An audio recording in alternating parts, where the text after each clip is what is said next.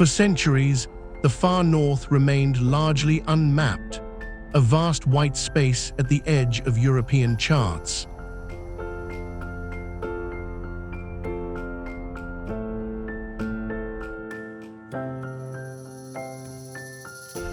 Beyond the final lines of latitude, this region was defined not by borders or coastlines, but by uncertainty.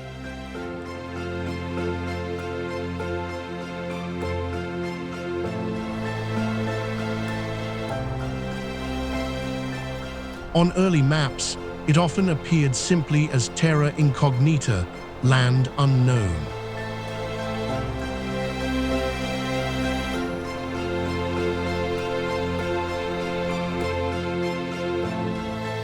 To sailors and explorers, it was less a destination than a warning.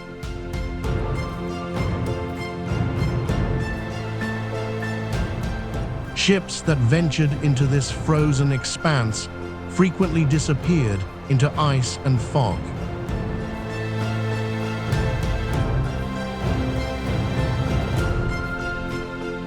Those who returned spoke of seas that froze and shifted without warning, of months without sunlight, and of a landscape that refused to be measured.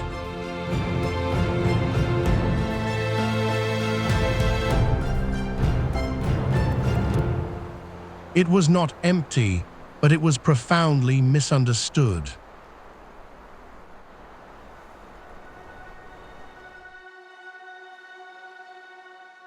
Within this blank space, stories of ambition, obsession, and loss slowly converged into a single idea.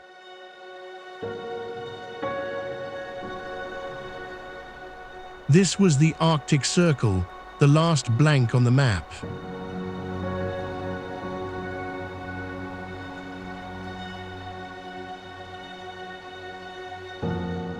Long before explorers arrived with flags, instruments, and claims of discovery, this region was already inhabited.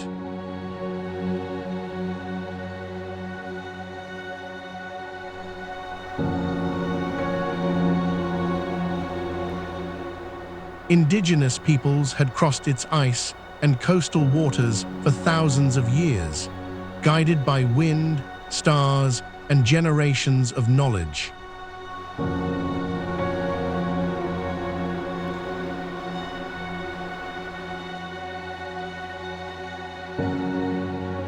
But to the empires of the south, it represented something else entirely, the final frontier.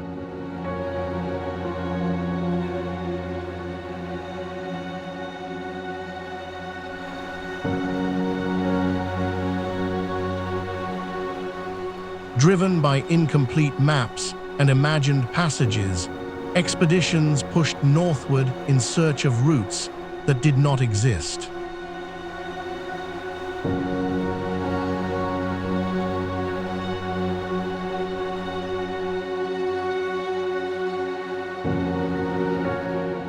Ships became trapped in ice for years. Crews starved, froze, and vanished without trace.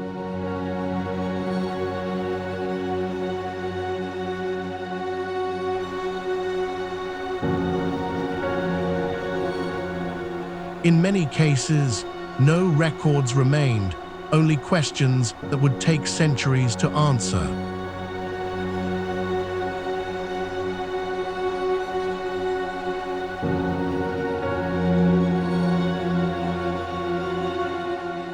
Even as navigation and technology advanced, the illusion of control never fully arrived.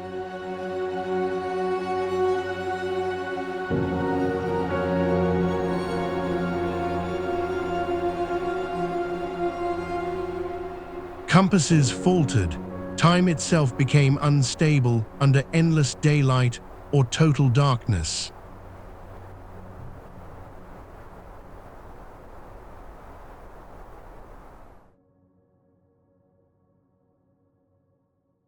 The land resisted definition, refusing to be reduced to coordinates and names.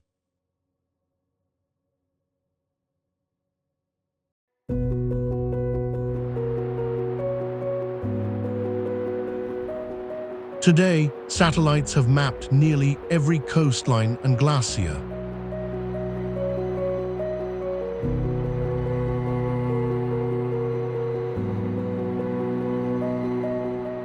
Yet this place has not surrendered its meaning.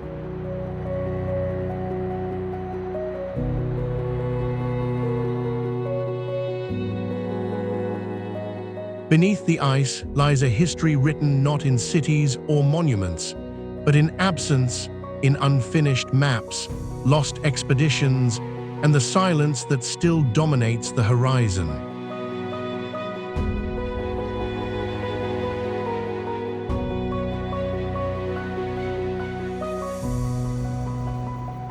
At the heart of that blank space, there is no mountain, no land, and no fixed ground at all.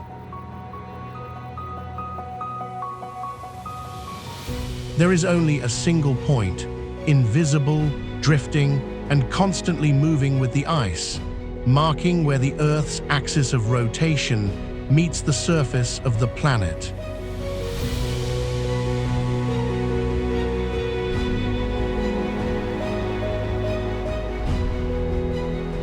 It is the northernmost point on Earth, where every direction leads south, where all lines of longitude collapse into one, and where time itself loses meaning because no time zone has ever been assigned.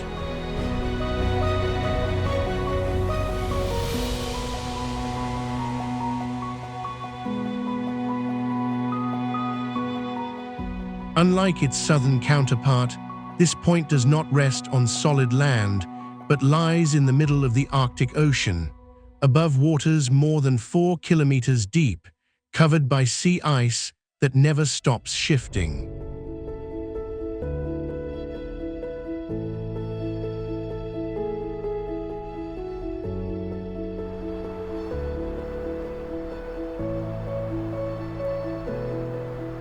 For centuries, this made the idea of reaching it seem almost impossible. There was nothing to build on, nothing to anchor to, and nothing that stayed in the same place for long.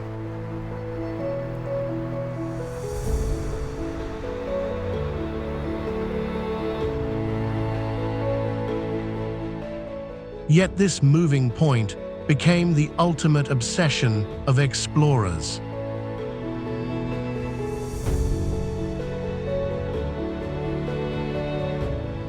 Maps pointed toward it, compasses strained toward it, and empires chased it as a symbol of absolute discovery.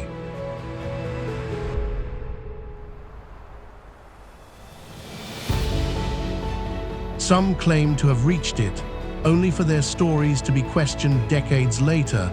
Others vanished trying.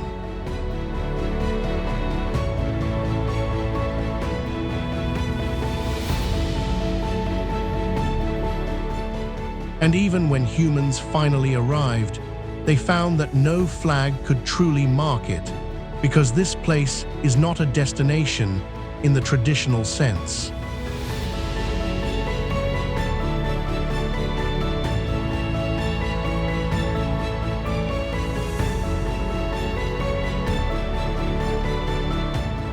It is a concept, a mathematical truth, and a moving target at the top of the world. This is the North Pole.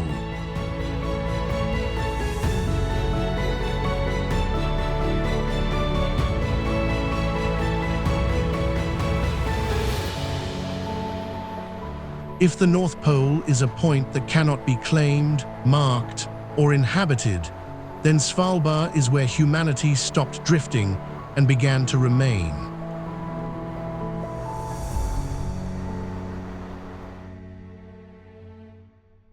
Positioned between mainland Europe and the pole, at the meeting point of the Arctic and Atlantic Oceans, this archipelago became the first true foothold in the high Arctic.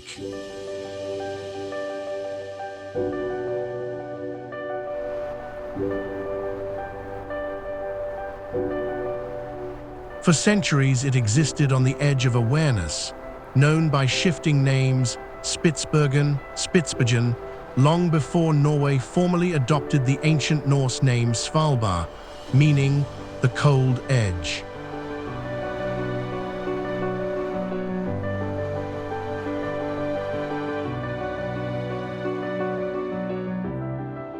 In the 17th and 18th centuries, whalers pushed north and used these islands as seasonal bases, extracting wealth from frozen seas before abandoning them once the animals were gone.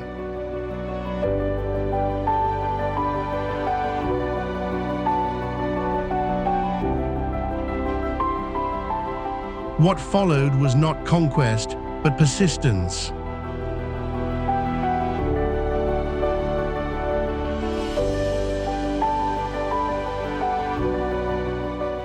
Coal mining arrived in the early 20th century, turning isolation into permanence and creating communities like Longyearbyen, Barentsburg, and Pyramiden, where rival nations lived side by side under a rare legal framework.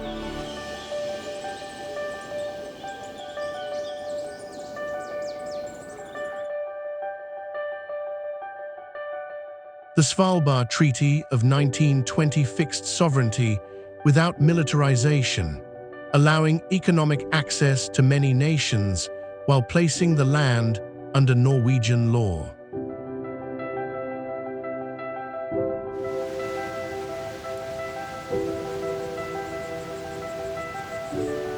During war and peace alike, the islands remained strategically vital, weather stations, evacuated settlements, destroyed and rebuilt towns, yet never fully claimed by any single ideology.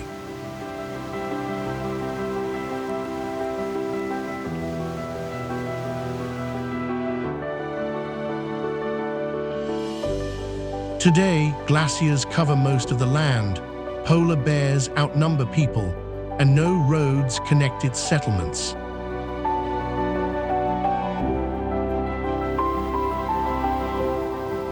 Science, climate research, and a global seed vault have replaced the extractive ambitions of the past.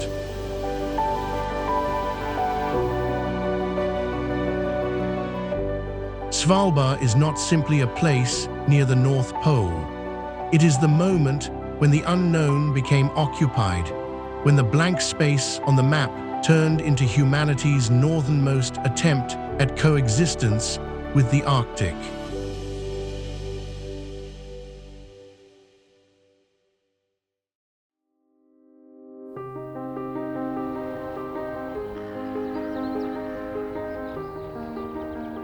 From that fragile foothold in the high Arctic, the story narrows to a single island, the largest, the most enduring, and the only one where human presence never fully disappeared.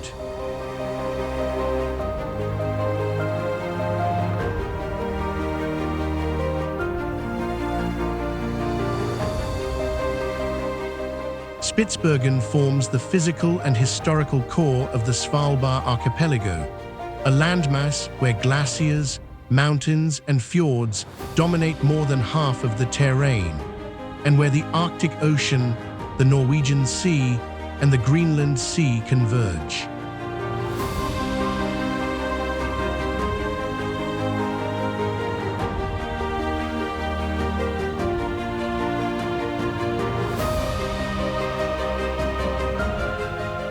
Discovered by Dutch navigator Willem Barents in 1596 and named for its sharply pointed mountains, the island quickly became a magnet for European ambition, first as a base for whaling in the 17th and 18th centuries, and later as a frontier of extraction and survival.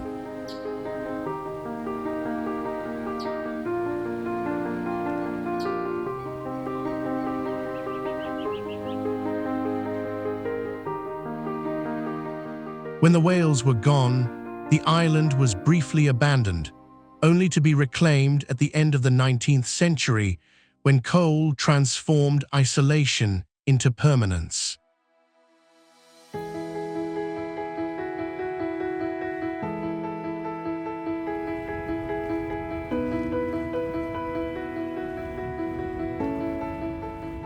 Mining settlements emerged where rival nations lived side by side, laying the foundations for Longyearbyen, Barentsburg, Ny-Ålesund, and Pyramiden, communities shaped as much by geopolitics as by climate.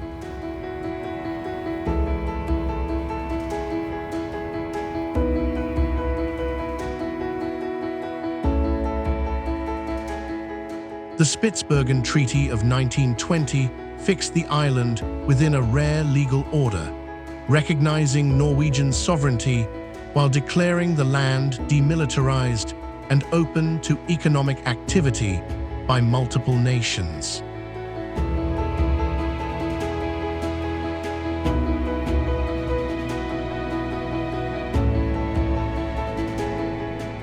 Through war and peace, the island remained strategically vital, hosting weather stations, research outposts, evacuations, bombardments, and rebuildings, yet never becoming a battlefield in the conventional sense.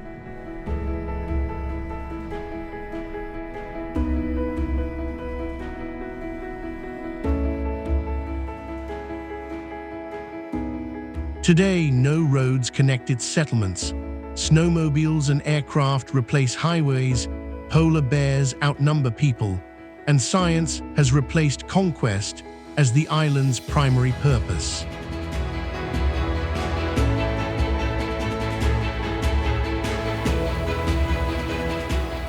Spitsbergen is not merely the largest island of Svalbard.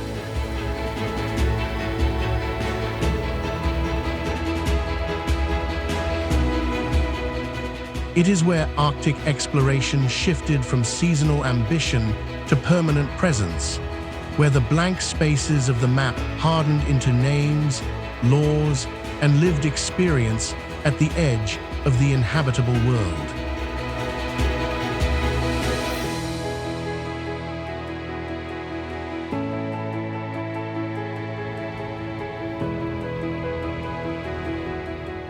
If Svalbard marked the moment when humans learned how to remain at the edge of the Arctic, then Greenland represents the moment when they were forced to observe the planet itself beginning to change.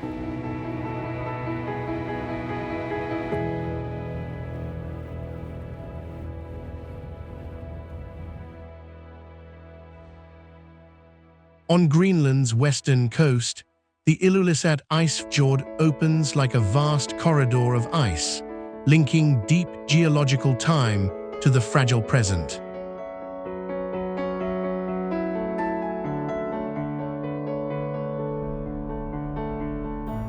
From the edge of the Greenland ice sheet, the Jakobshavn Glacier, known locally as Surmek-Kugelek, moves toward the sea at a pace that has long astonished scientists, making it the most productive source of icebergs in the Northern Hemisphere.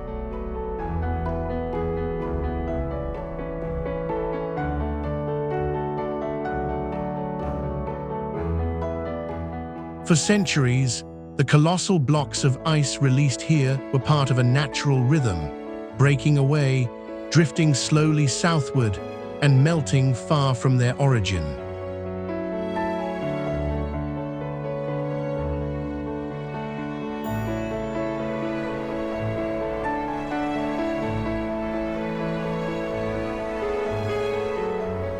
But toward the end of the 20th century, that rhythm began to accelerate in ways that could no longer be explained by natural cycles alone.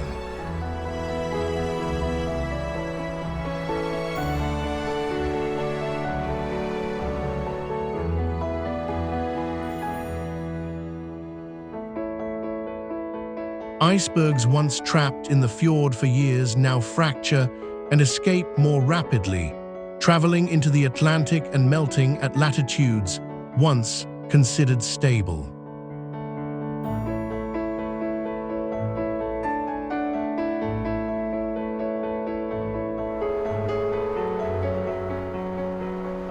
Ilulissat is not a place of conquest, nor of permanent settlement.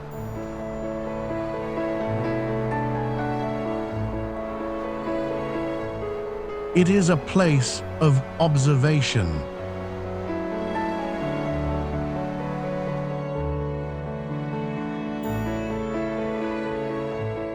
Here, layers of ice formed over tens of thousands of years are retreating within a single human lifetime.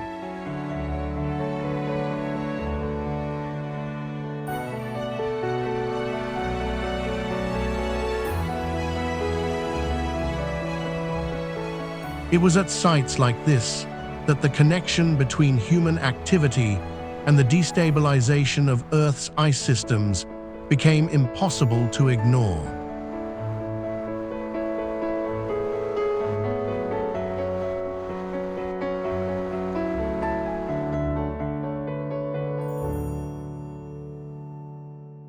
That is why Ilulissat Ice Fjord is recognized not only for its stark beauty, but for what it represents, a living record of a planet in transition and a warning written in ice that the Arctic is no longer the edge of the world, but one of the clearest indicators of its future.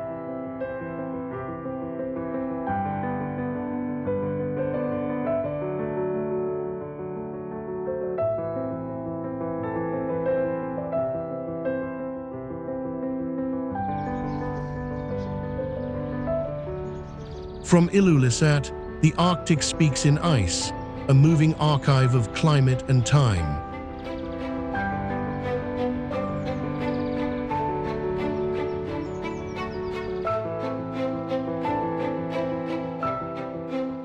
But to understand how humans entered that story, you have to follow the routes that connected the far north to the rest of the world.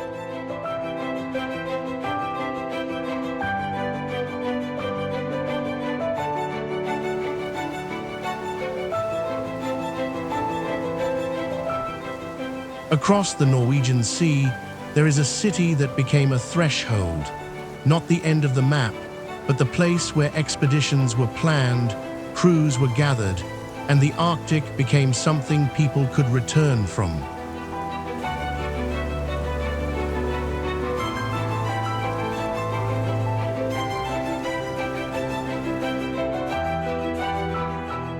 Long before Tromsø became a city, this land already mattered.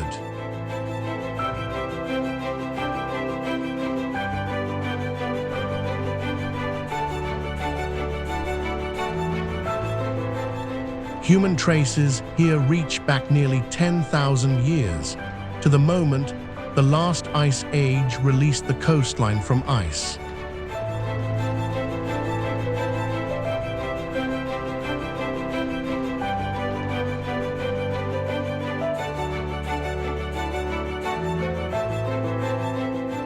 Sami communities lived with the seasons, reading currents, mountains, and light with an intimacy written knowledge could never fully capture.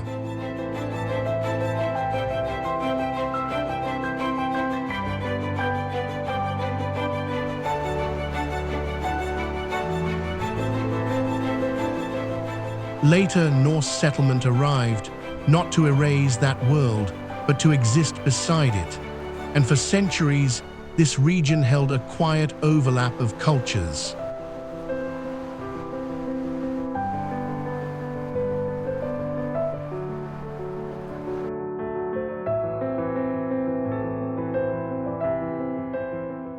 In 1252, a small church was built on the island, briefly the northernmost church on Earth, marking how far organized society had pushed into the Arctic.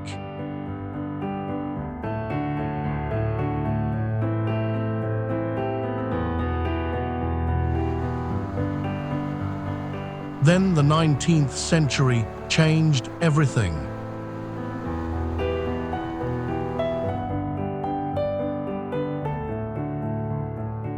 Tromsø became a gateway to the unknown, a place where whalers, traders, and explorers assembled before heading north, and where figures like Fridtjof Nansen and Roald Amundsen drew on local Arctic know-how before stepping into ice and darkness.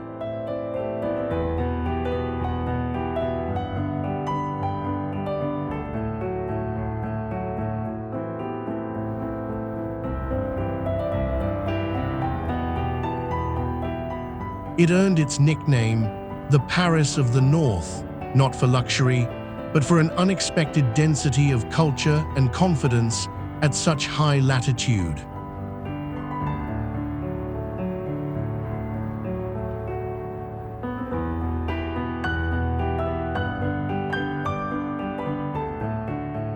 Today, Tromsø is less a launch pad for conquest than a center of understanding, shaped by polar research and a university devoted to the North.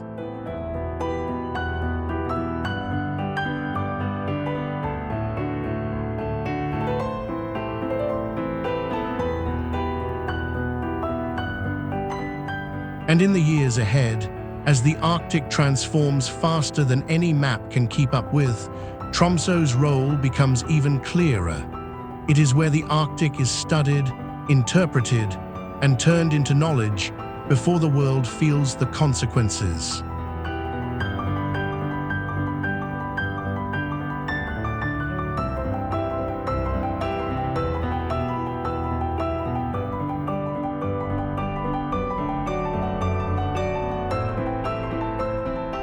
Beyond the last islands and familiar coastlines, the Arctic stops being land and becomes movement.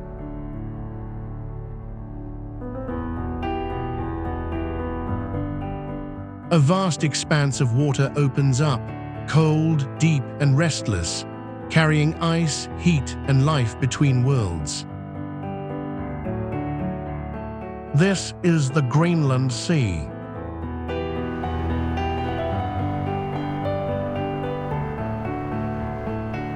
Stretching between Greenland and the high Arctic islands, it has long acted as a silent engine of the North, where powerful currents govern the exchange between the Arctic Ocean and the Atlantic.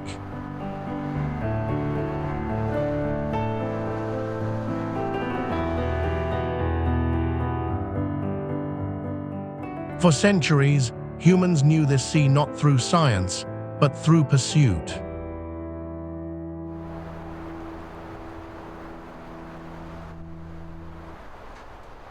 Whalers crossed these waters for nearly 300 years, hunting bowhead whales until the population collapsed in the early 20th century.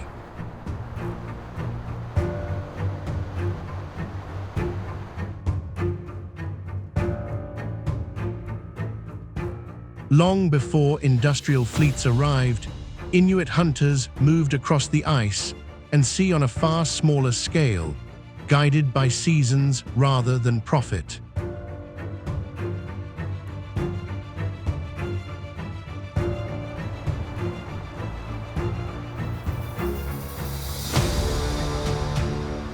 In the late 19th century, scientific expeditions began to uncover what lay beneath the surface, revealing a complex system of deep basins, underwater ridges, and opposing currents.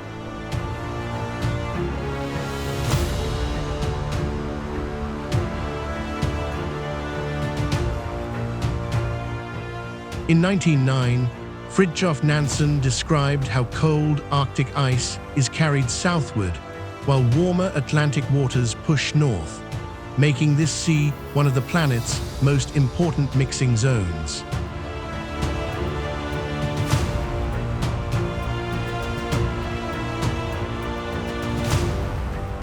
Today, the Greenland Sea remains harsh and largely invisible, frozen for much of the year, yet rich with life below the surface.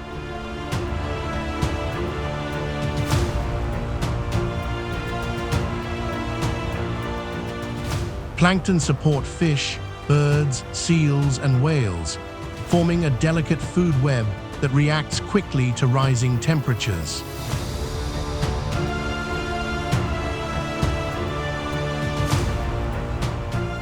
In recent decades, scientists have recorded early signs of bowhead whale recovery, a rare echo of a population once thought lost.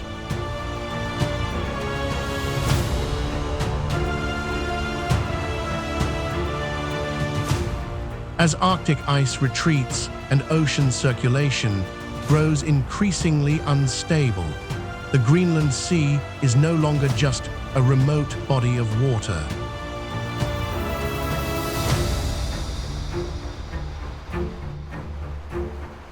It is becoming a measure of how changes in the far north can reshape oceans, ecosystems, and climates far beyond the Arctic itself.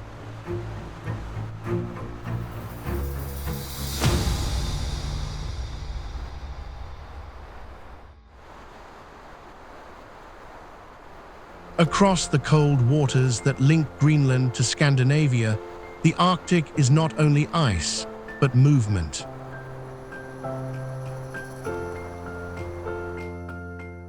Currents carry ice south, ships north, and for centuries, these seas were the only pathways into the high Arctic.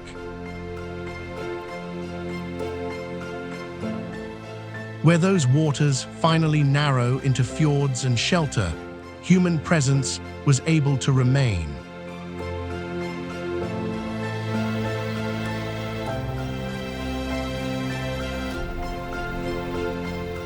At the end of one such passage, beneath steep mountains and beside a frozen inlet, a settlement took hold.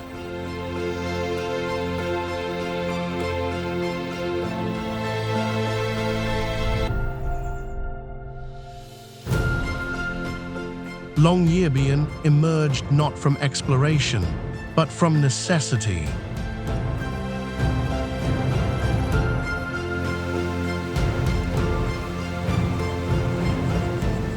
In the early 20th century, coal anchored people to this shoreline, turning a temporary stop into a permanent place.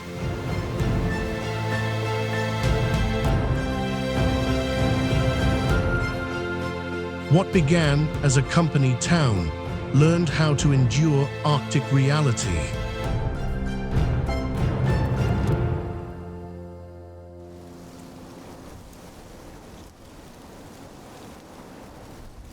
Mines cut into rock, buildings rose from permafrost, and daily life adapted to darkness, cold, and isolation.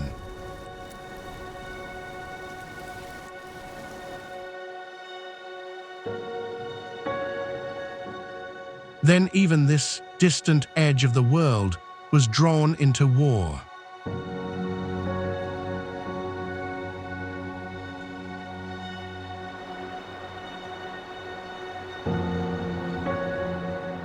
In 1943, shelling reduced Longyearbyen to ruins, leaving only a handful of buildings standing against the Arctic wind.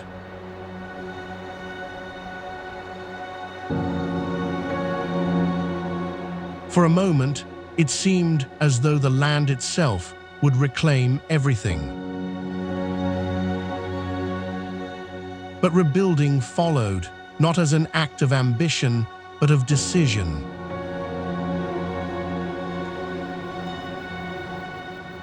To remain was a choice.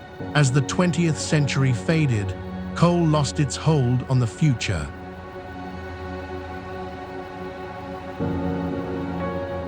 Mining retreated, replaced by research, education, and observation. Scientists arrived to study climate, space, and ice, while a global seed vault was carved into the mountain to preserve life beyond local borders.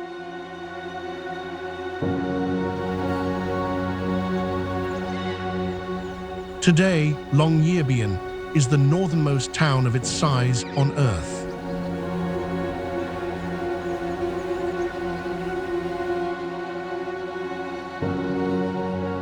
There are no roads leading away, no cemetery in use, and no illusion of control over nature.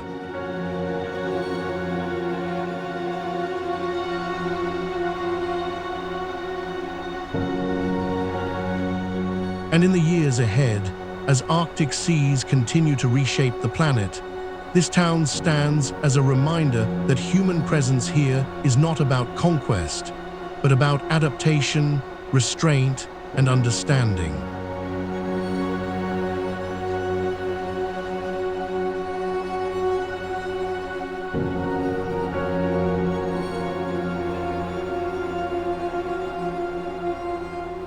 As the Arctic waters narrow and press against the land, the story begins to shift.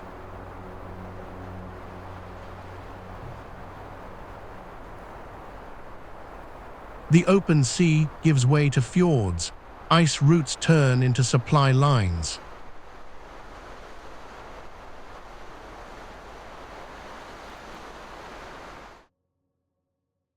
What once moved silently across water starts leaving marks on the shore.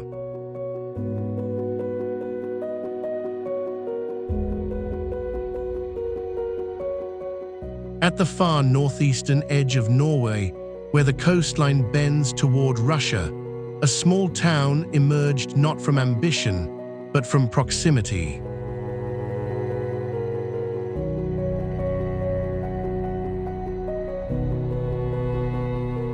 Kirkenes grew on a peninsula shaped by fjords and borders, in a place where Norwegian, Sami, Finnish, and Russian worlds naturally overlapped long before lines were drawn on maps.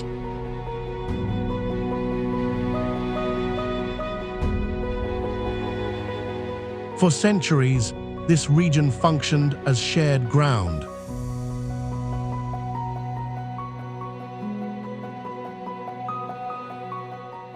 People traded, traveled, and lived across what later generations would call frontiers.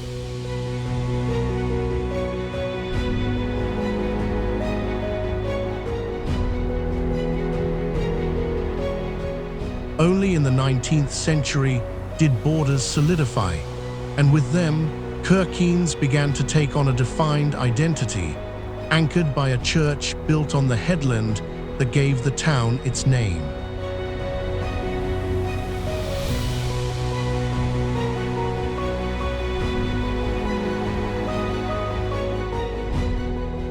The 20th century transformed that quiet edge into a target.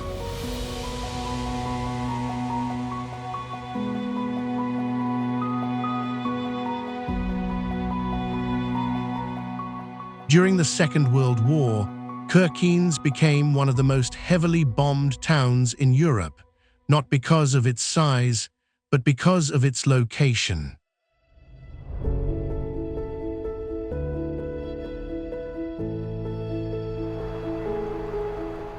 Hundreds of attacks reduced the town to ruins.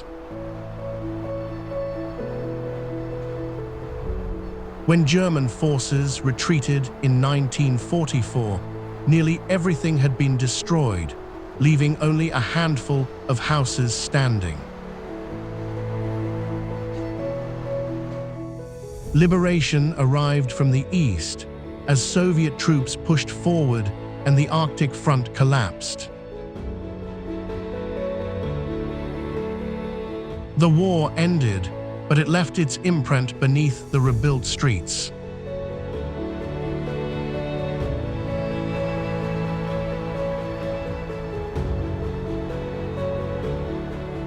Nearby memorials mark the fate of local resistance members who quietly passed information through the occupied North, paying with their lives for acts history rarely records in detail.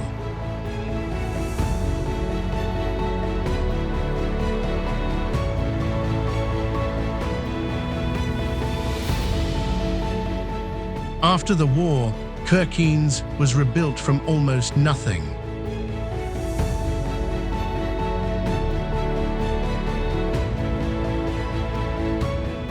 What emerged was not a fortress town, but a community shaped by memory, coexistence, and endurance.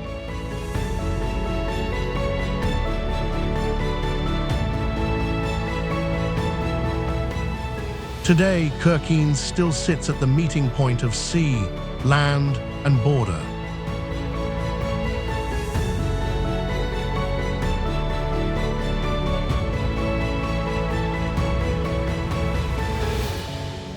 As Arctic routes reopen and the North once again gains global attention, the town stands as proof that in the far North, geography does not merely influence history, it creates it.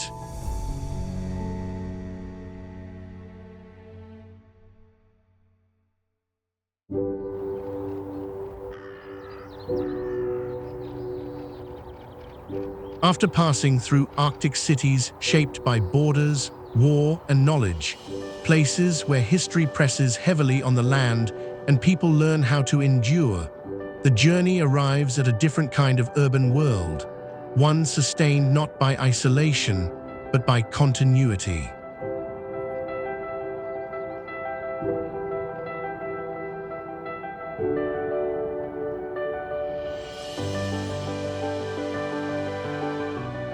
Hammerfest exists because the sea here has never fully closed.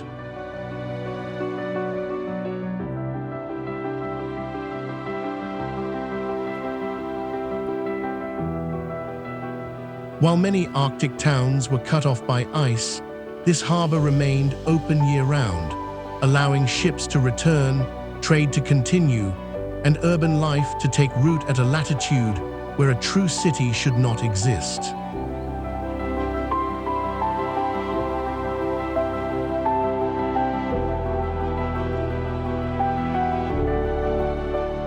Humans have lived along this coastline since the Ice Age retreated, drawn by rich fishing grounds and reliable access to the open sea.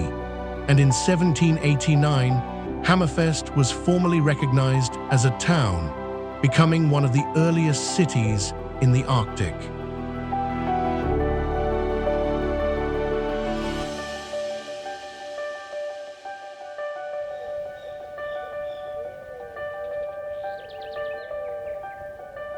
By the late 19th century, Hammerfest had become a northern point of connection, small, remote, yet never isolated.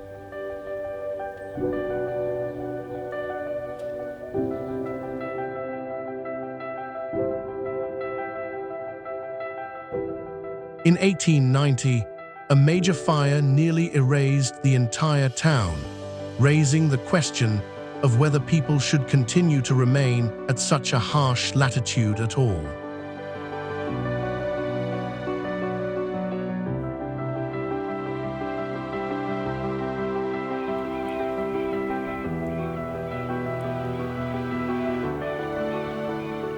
The answer was not retreat.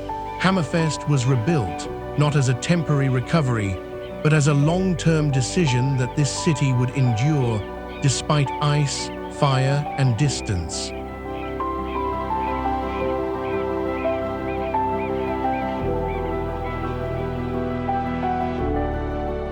In 1891, Hammerfest rebuilt again and became the first town in Northern Europe to illuminate its streets with electric light, a quiet declaration that this place would not disappear.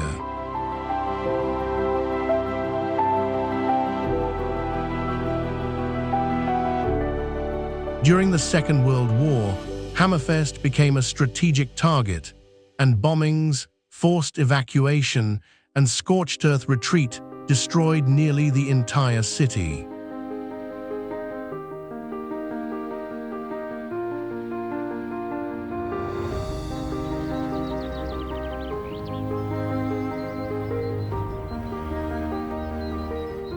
When the war ended, only a small chapel remained standing, yet for the second time, Hammerfest chose reconstruction over abandonment.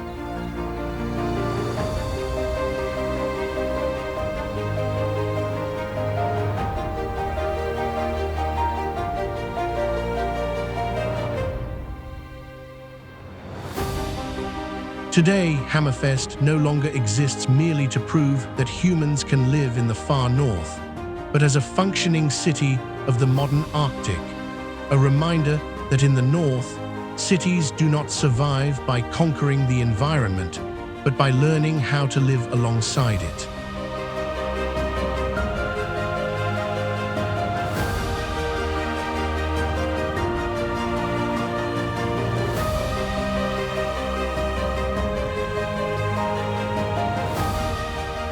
From Hammerfest, where Northern Europe once measured its limits against the Barents Sea, the narrative moves westward into a colder and older Arctic world.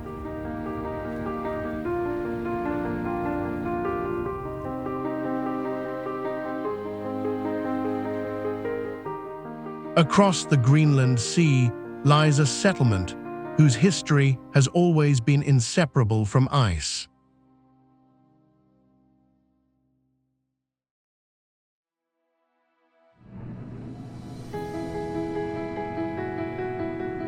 Founded in 1741 as a Danish trading post and known for centuries as Jakobshavn, the town grew beside one of the most active glaciers in the Northern Hemisphere.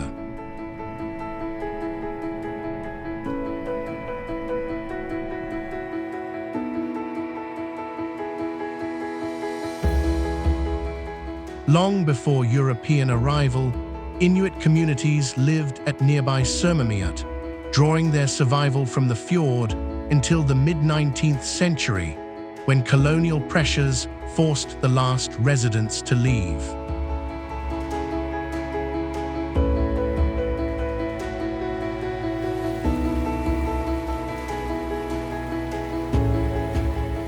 Over time, churches, harbors, and wooden houses took shape along the shore, built in close proximity to drifting icebergs that never ceased to pass.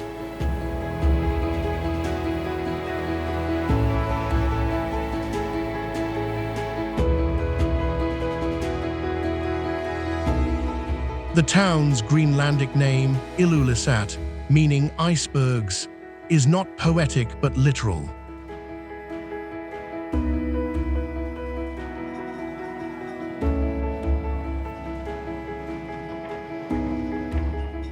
Beside it stretches the Ilulissat Ice Fjord, later recognized as a UNESCO World Heritage Site, a place where natural forces and human history converge.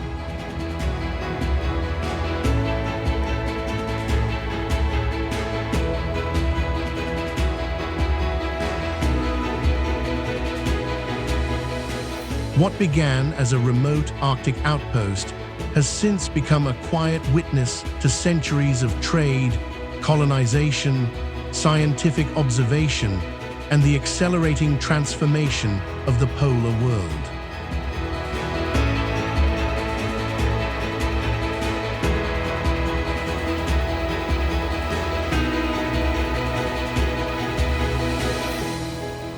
Here, history does not announce itself through monuments or dates, but through motion, in the steady passage of ice, in landscapes that never fully settle, and in a town that continues to exist at the edge of forces far larger than itself.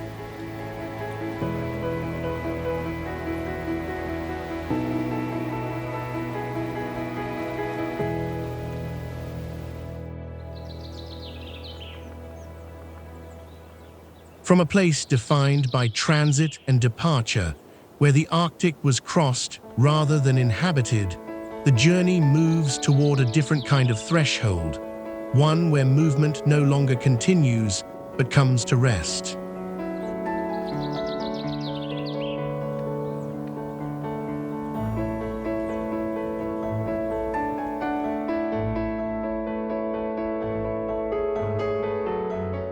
Here, the road does not lead deeper into ice or sky, but ends at the edge of solid land, where Europe itself seems to hesitate before yielding to the open sea.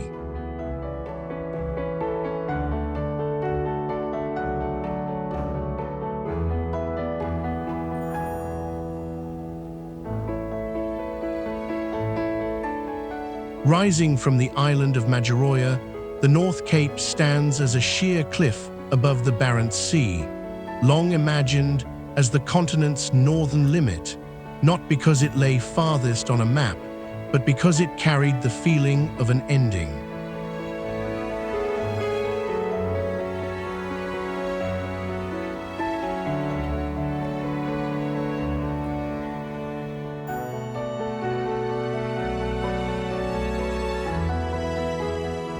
For centuries, sailors passed this headland while chasing routes that existed only in theory, measuring progress not by arrival, but by how far north they dared to go.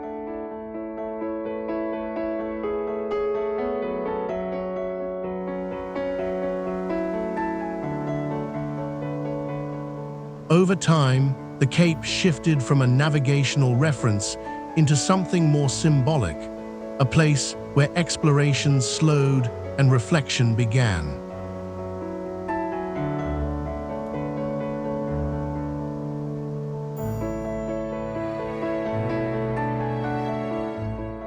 By the late 19th century, travelers no longer came to push beyond it, but to pause beneath the midnight sun, marking the moment where land gives way to horizon.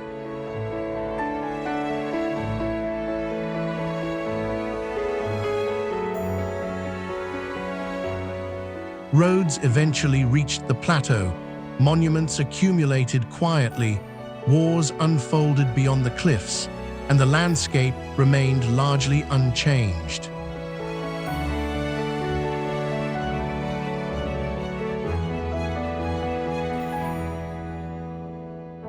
The North Cape endures not as a place shaped by settlement or continuity, but by arrival itself, a point where the journey stops, not by force, but because there is nowhere further to go.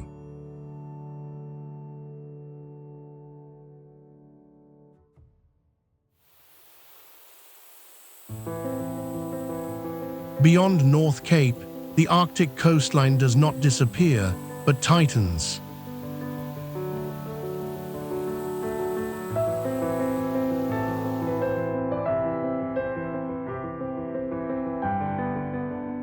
Open horizons narrow into fjords, and the land begins to rise sharply from the sea.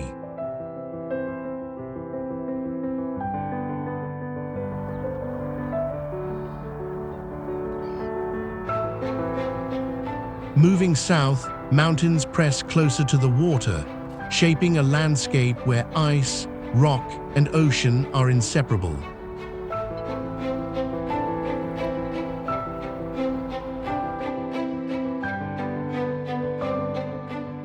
This is the Lincoln Peninsula.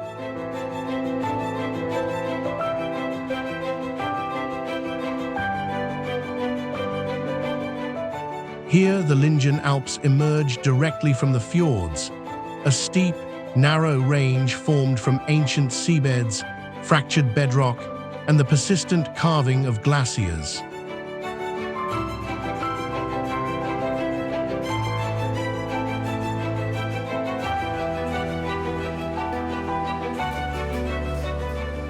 For centuries, these mountains defined movement rather than stopping it.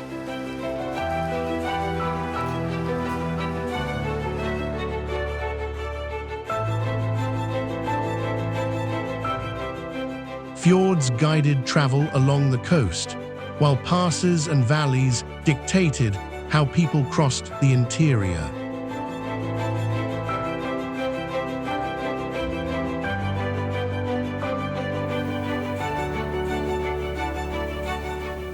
In this region, boundaries were fluid.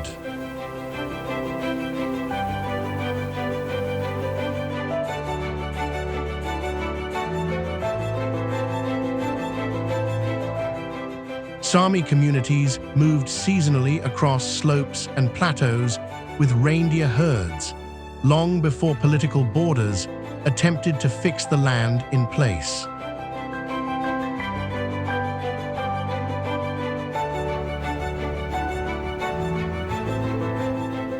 Below the peaks, coastal routes connected northern Norway to wider Arctic networks of trade and exchange.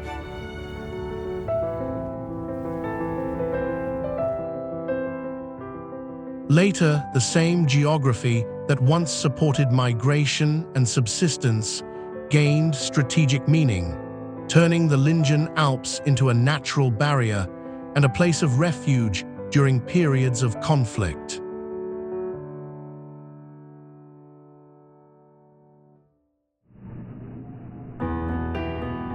Here, history unfolded slowly.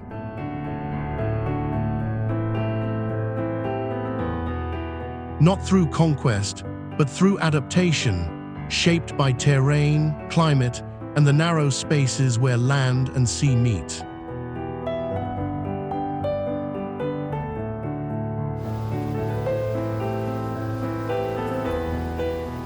From the western edge of the Arctic, the narrative turns east to the Kola Peninsula, where land, sea, and power have long converged.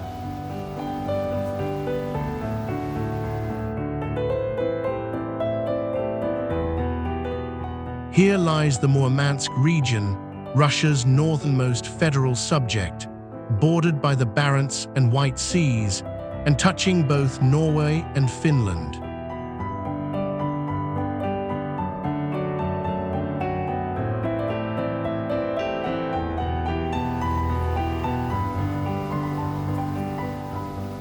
For centuries, this coastline drew attention not for comfort, but for access.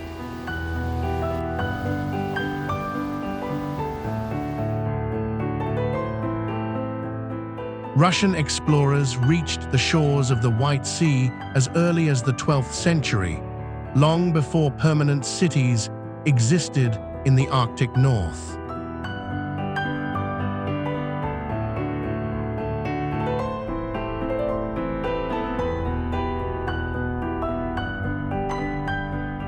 Yet the region's modern significance emerged during the First World War, when Murmansk was founded in 1916 as an ice-free supply port, a rare advantage in a world where northern seas froze solid for much of the year.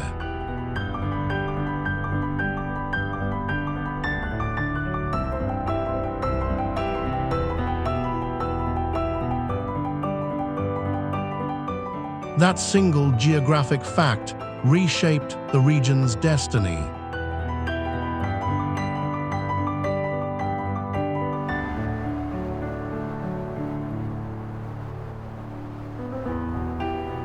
Throughout the 20th century, Murmansk grew into an industrial and strategic hub, built around fishing fleets, mineral extraction, and deepwater access to the Arctic Ocean.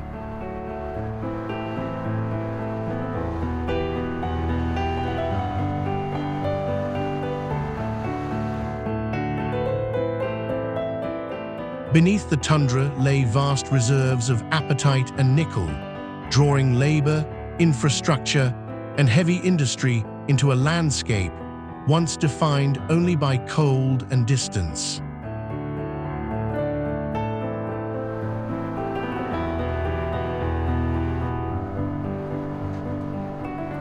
Alongside this expansion lived the Sami, the region's indigenous people, whose presence long predated modern borders and whose culture gradually receded as industrial and military priorities took hold.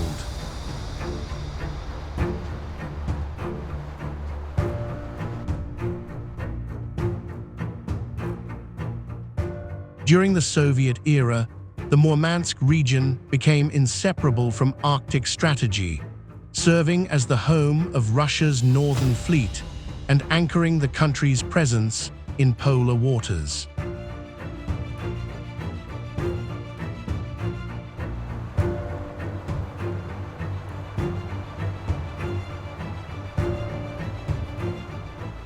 Its cities expanded rapidly, then slowly contracted, as populations declined following the collapse of the Soviet Union and economic patterns shifted once again.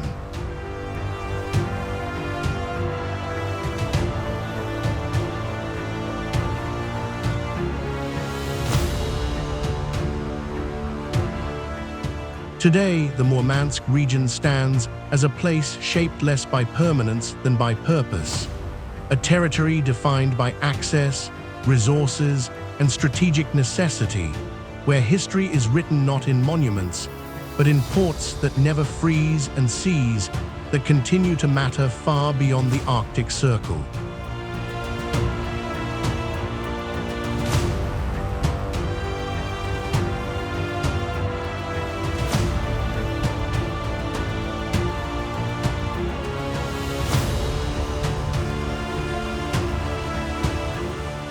Beyond the coast, the land stops responding to human intention and begins to assert its own logic.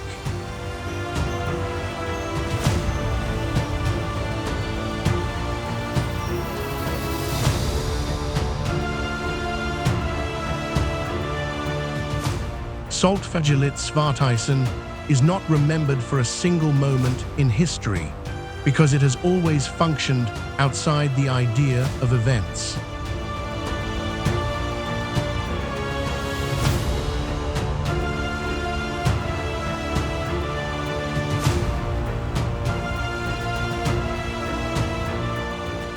This interior plateau formed as a corridor long before it was named, a space where movement was dictated by snow, wind, and time rather than borders or ambition.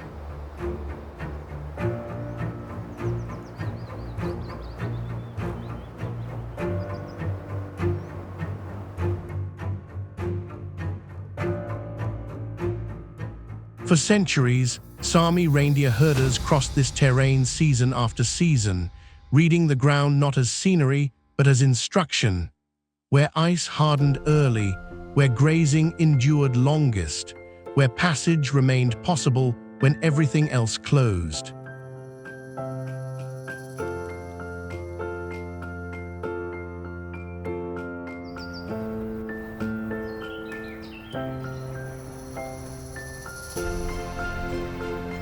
Svartisen grew slowly within that system, its ice accumulating not as spectacle, but as consequence, feeding rivers that carved outward into valleys and fjords, extending the glacier's reach far beyond its visible edge.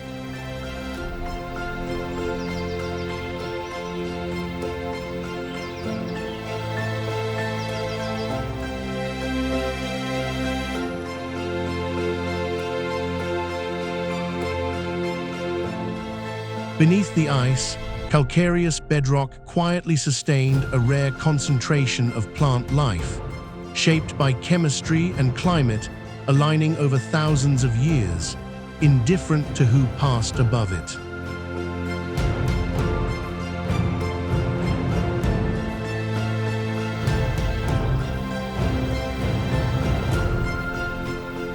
When the area was designated a national park in 1989, the landscape did not change its behavior.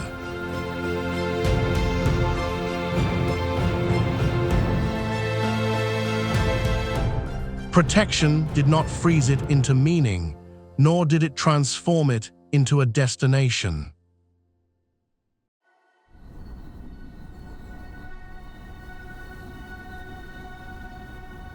It simply acknowledged a reality that had long existed, that Saltflagelate Svartisen is not a place shaped by control or conquest, but by endurance, where human presence has always been temporary, adaptive, and secondary to the processes that continue regardless.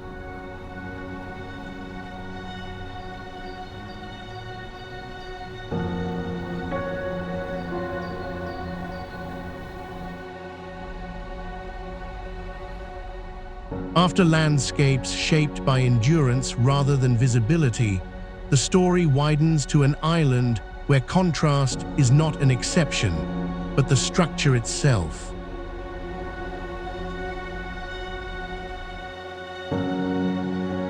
Senya does not present a single face.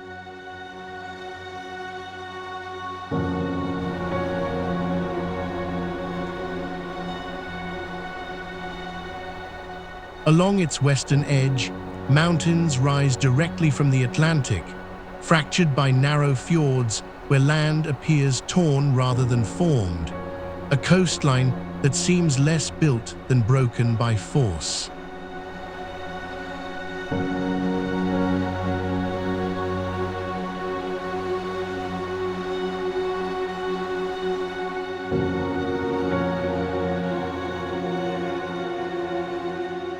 To the east, the same island softens, opening into forests, rivers, and farmland, where settlement became possible not through dominance, but accommodation.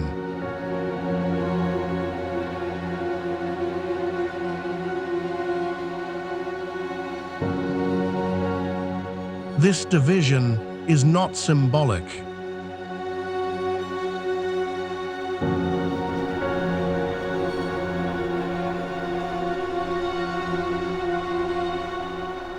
For centuries, it defined how people lived here, where boats could land, where fishing villages like Hughes or Grillafjord could exist at all, and where movement was dictated by weather rather than distance.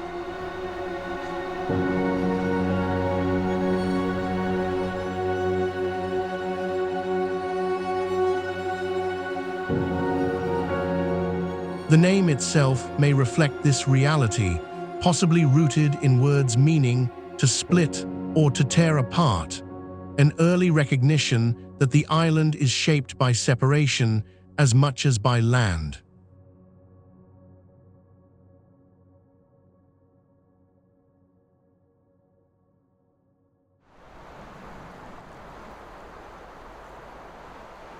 History on Senja rarely announces itself through monuments.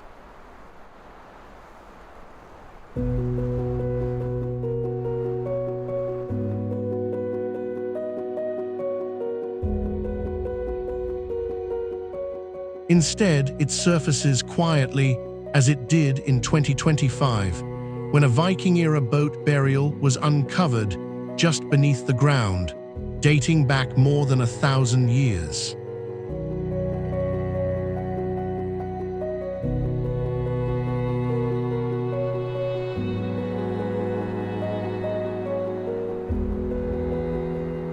The burial did not reveal conquest or expansion, but care, a woman laid to rest with precision, accompanied by a dog, suggesting a life deeply embedded in place rather than defined by movement away from it.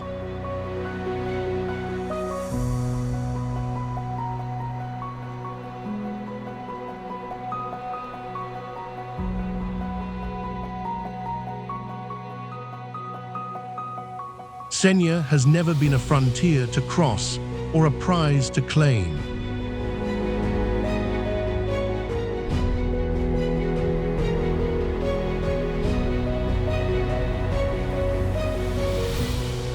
It has functioned as a compressed version of the North itself, where exposure and shelter coexist, and where survival has always depended on reading the land correctly rather than trying to reshape it.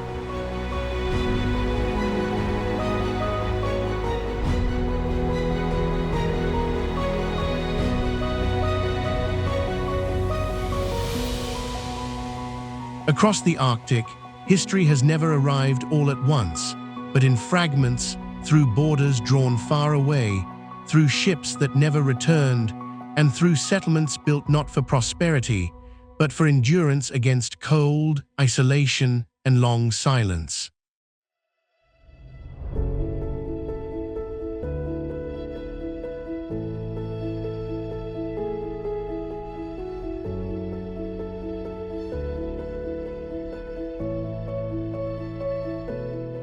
For centuries, the North carried ambitions that were rarely its own, as exploration, extraction, war, and science passed through these landscapes, leaving marks that nature absorbed slowly while people learned to live beside the consequences.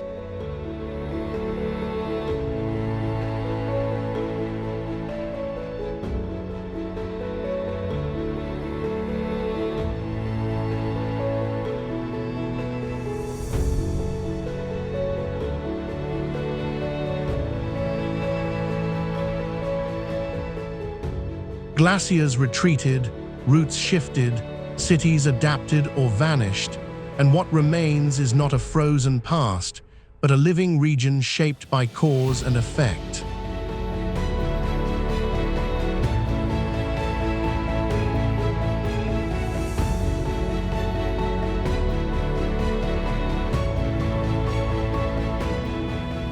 The Arctic today stands at a turning point not because it is changing, but because it has always changed. Only now, the pace has grown faster than memory.